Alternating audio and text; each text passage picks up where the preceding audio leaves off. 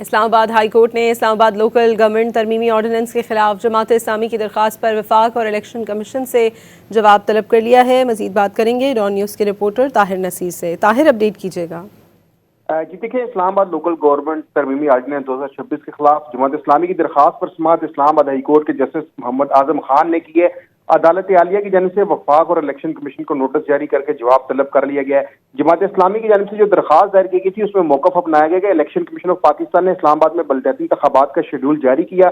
15 فروری 2026 کو بلدیاتی انتخابات کی تاریخ مقرر کی گئی، لیکن صدر مملکت نے 10 جنوری 2026 کو لوکل گورنمنٹ ترمیمی آرڈیننس جاری کر دیا۔ قومی اسمبلی اجلاس سے محض 3 روز قبل یہ آرڈیننس جاری کرنا بدنیتی ظاہر کرتا ہے۔ وکیل درخواست گزار نے یہ بھی موقف اپنایا کہ آرڈیننس جاری کرنے کا مقصد بلدیاتی انتخابات کا التوا ہے۔ انتخابی شیڈول جاری ہونے کے بعد آرڈیننس کا جواز نہیں بنتا، جس پر عدالت نے ریمارک دی کہ اس پر ہم نوٹس جاری کر دیتے ہیں۔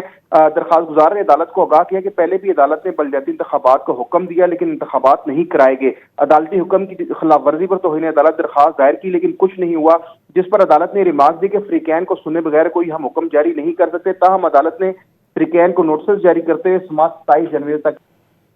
بہت شکریہ طاہر نصیر آپ کا۔